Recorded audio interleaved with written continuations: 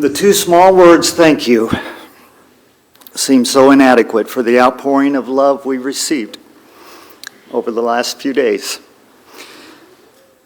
To all those live streaming, the phone calls, text, emails, social media, gifts, cards, flowers, thank you.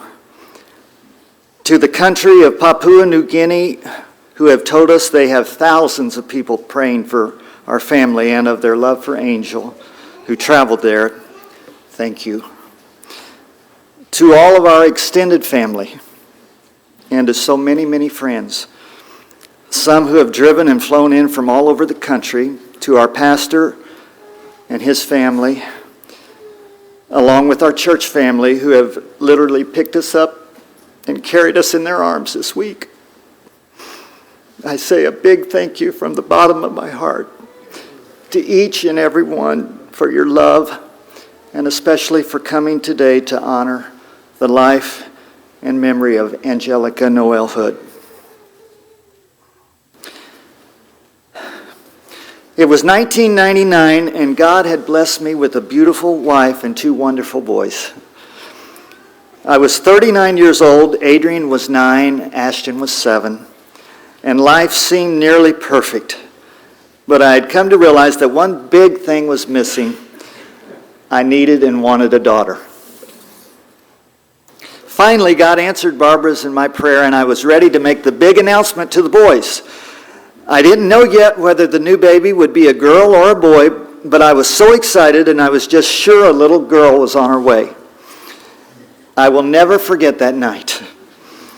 It was the week of Thanksgiving, November 1999, and we were sitting at the Wharf restaurant in Grand Cayman, and I told the boys I had something really important to tell them.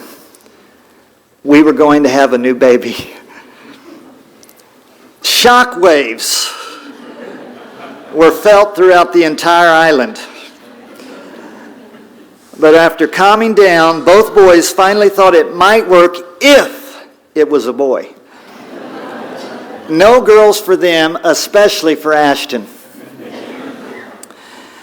Well, a few months later, we found that God truly was blessing us with a baby girl, and despite Ashton bursting into tears at his disappointment, our family now began to prepare for the arrival of an angel. None of us could imagine how much joy that God would allow us to have over the next 21 years from this little bit of heaven God was sending down. Before she arrived, I told Barb I wanted to name her Angel because I knew God was sending us someone extra special. And he truly did.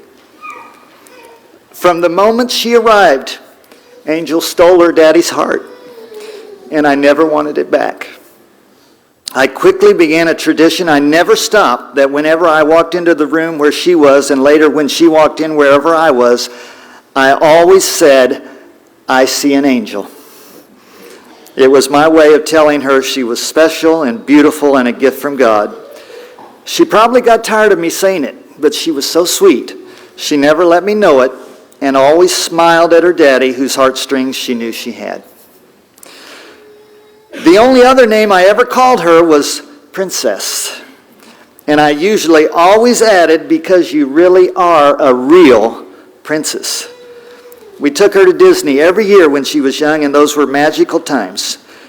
She really felt she was a princess, and her daddy felt like a king, but inevitably, as she grew older, she would say, "But Daddy, I'm not really a princess."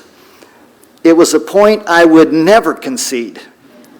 Even to the last recent girls' trip to Disney with her friends Sarah, Emma, and Tressa, I insisted that she was a real princess. And you know what? I was right.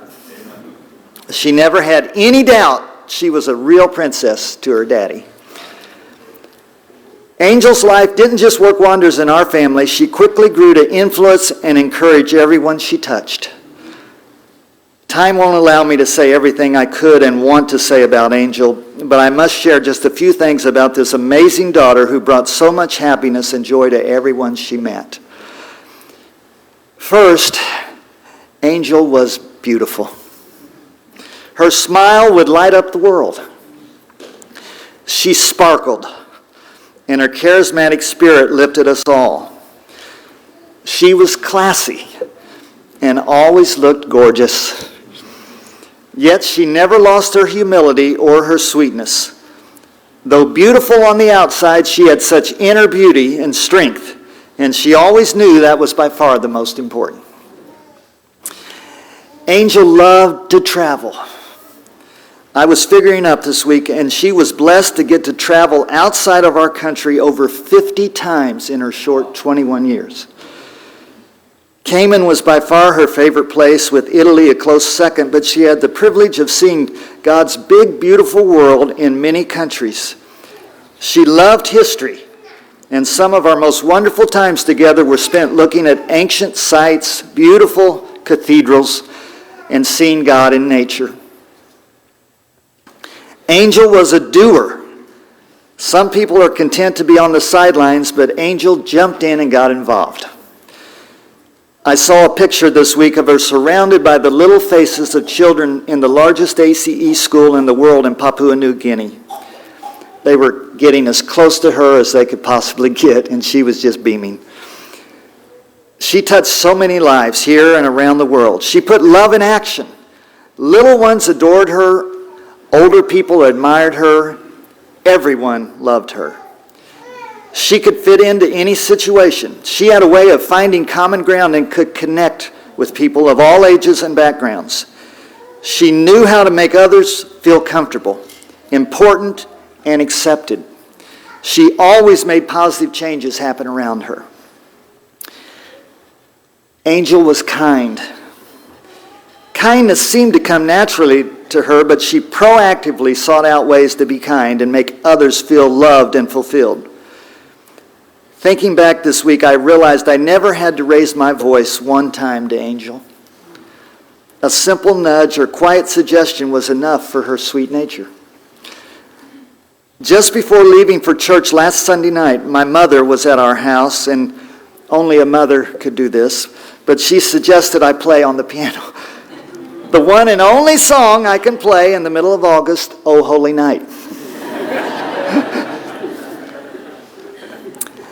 I played and I butchered it, poking along with a few fingers. It sounded terrible. But as I finished, I turned around and saw Angel come floating down the stairs like a dream and said, "I thought that was a recording. It sounded so good." "It was beautiful, Dad." Well, it was anything but beautiful, but suddenly I felt like $1 million, and that was Angel's way. She knew how to put kindness in action and went out of her way to be kind to each and every person she interacted with. Angel was competitive. She loved to win. She could trash talk with the best of them. Of course, what else could she do with two big brothers? And she gave every game her all. We were always competing, and she kept a running total of wins and losses in everything from Scrabble to ping pong. I would always play hard, but unlike playing anyone else, if I did lose to Angel, I just couldn't feel too terribly bad about it. And I'm happy to say she was beating me in about everything. Just this last week, she said she wanted me to teach her to play chess. I love chess and was thrilled, as I've always wanted her to play, but quickly found out this wasn't for me. Her new boyfriend, Ethan, was a chess player, and she said, "Dad, you got to help me learn so I can be sure and beat him." Yes, she was competitive, but as much fun as she had playing and competing in games, she knew the real game of life, and she did it with everything she had. Angel passionately loved music. Walking into our house, you will see literally hundreds of music books by the piano and where she practiced her French horn. Her teachers invested so much in her, and Angel used her gifts and talents to be a blessing to so many people. She not only loved to play music, she loved to listen and always had music playing in the background. Every concert we went to, she and I would be the only ones with tears in our eyes. Music spoke to her heart, and she shared that gift with us all. Just last week, I commented on how low and raspy and ugly my voice was getting for singing.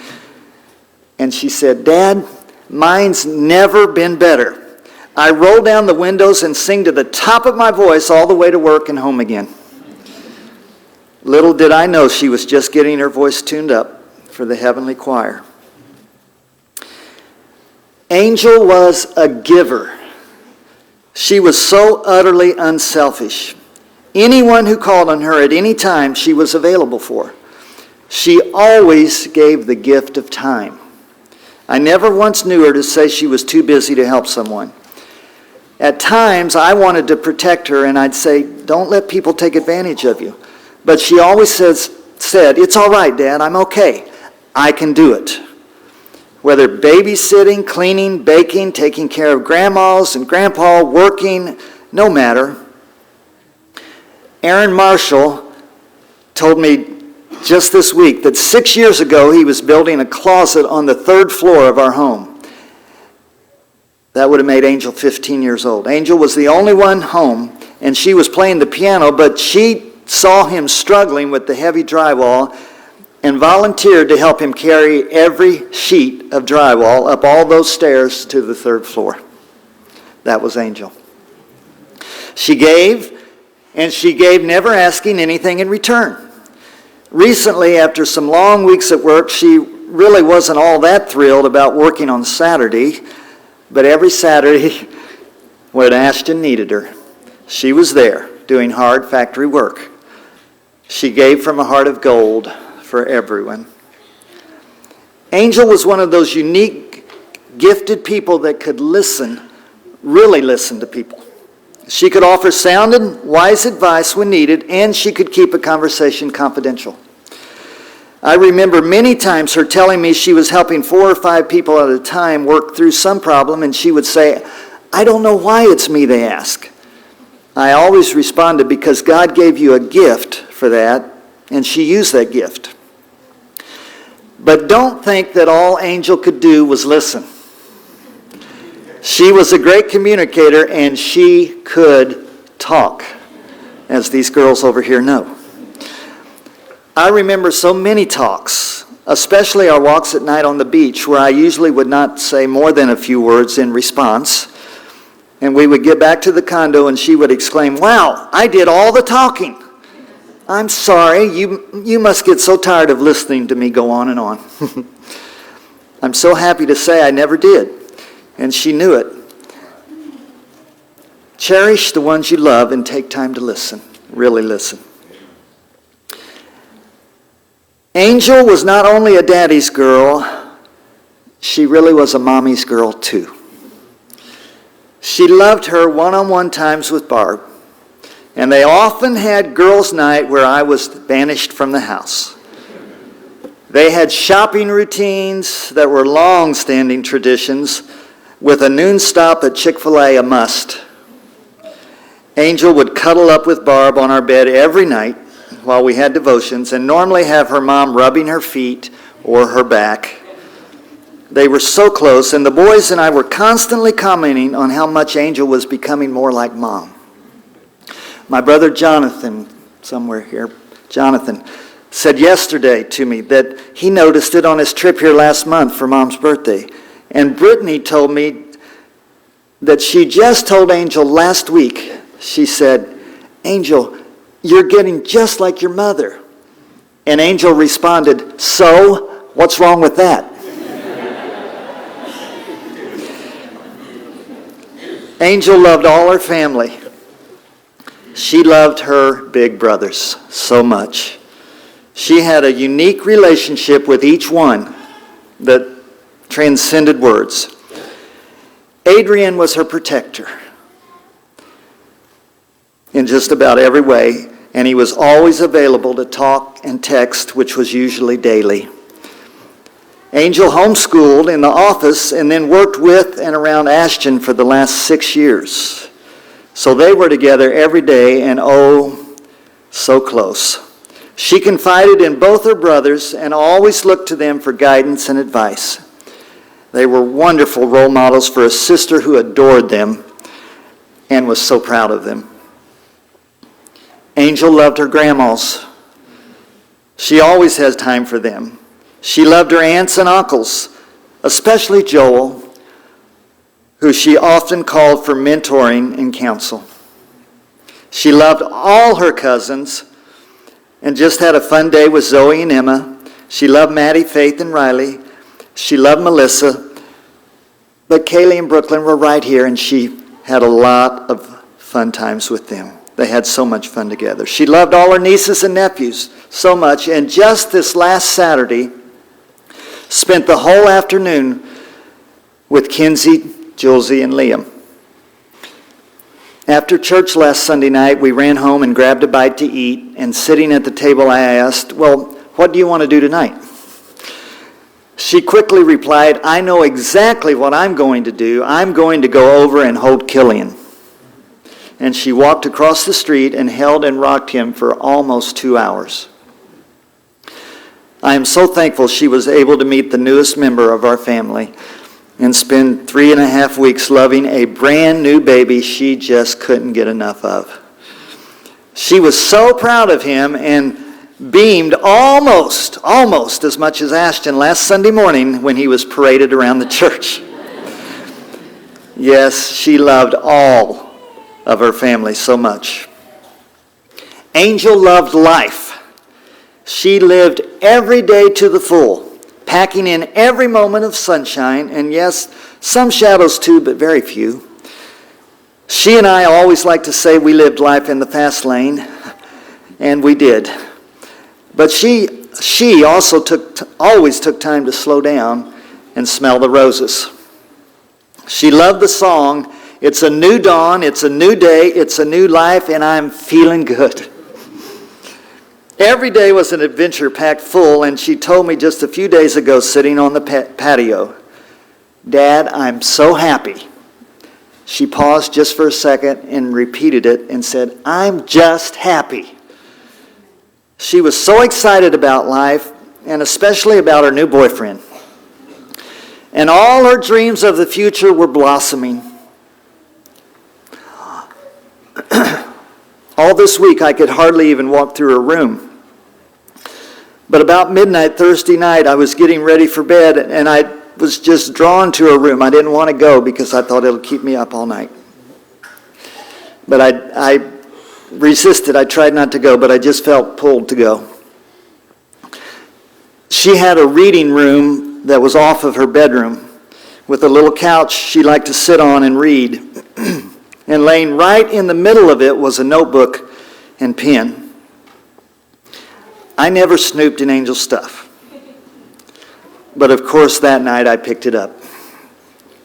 On the front page was a handwritten letter dated 8/28/21. That's today. With the first line saying that she was giving it to him today. It was the most beautiful love letter I've ever read, full of their new dreams, her plans, how she was falling in love with her real-life Prince Charming.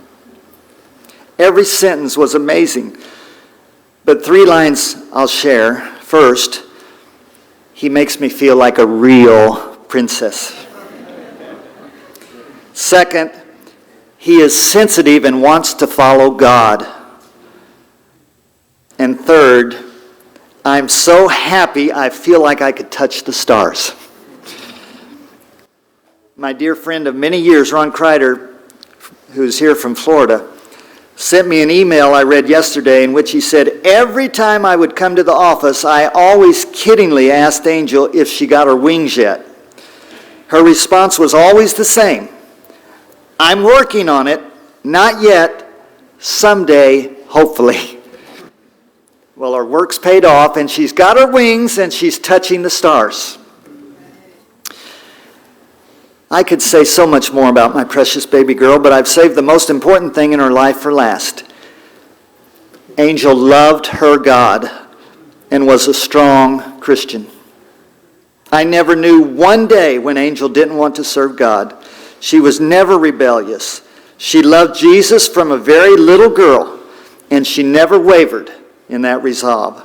Just the The day before she left us, she told her mother, "I want the Christian way we've always had." And she meant it.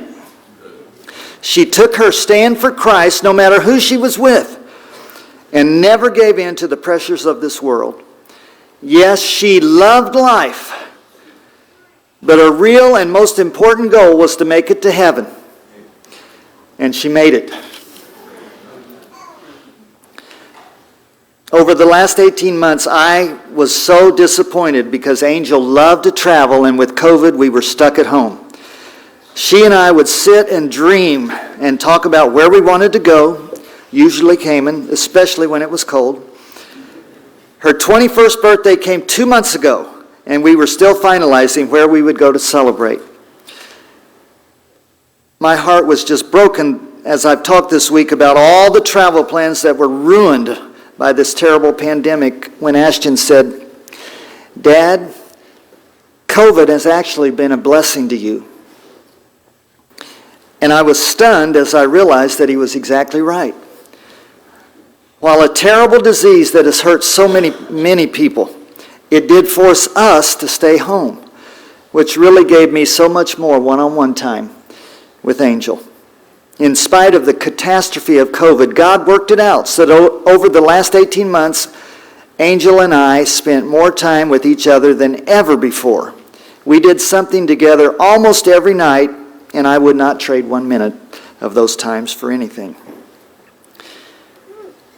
I cannot help to ask myself the question, why? Over and over. Why, God? The if-onlys. Why now? Her life was so full. So much good was happening right now. There are some questions that won't be answered in this lifetime. But I think maybe Jesus, who sent our angel down from heaven 21 years, 2 months, and 1 day ago, spoke to God, the Heavenly Father, and said, "It's time. Let's bring our angel back home. We need her smile. We need her music. And we need her sweet spirit here in heaven." You see, I had kind of thought she was mine, but she never really was. We just got to enjoy the sweetest angel on earth for a little while because God only loaned her. I thought I could protect her, but I couldn't. But God is the great protector, infinitely greater than I could ever be, and will protect her forever. I thought I could provide for her, but God is the one who supplies all needs and can provide for her so much better than I, and will never stop providing for her. I loved my angel with a love that is so deep and precious, I never thought anyone could love more, but I was wrong again. God's love surpasses all human love and is greater than any love we could ever imagine. And He is holding Angel in His sweet, loving arms right now. Looking from my viewpoint, I long for Angel to be right here with me. But looking from God's viewpoint, as much as I miss my angel here, I could never ask for my baby back. How absurd it would be for me to say, "God, please make sure you provide for her, protect her, take care of her, and love her." No, she is with God. And because of that fact, everything is perfect. Angel, my sweet angel, my princess, I love you, and I will be with you soon.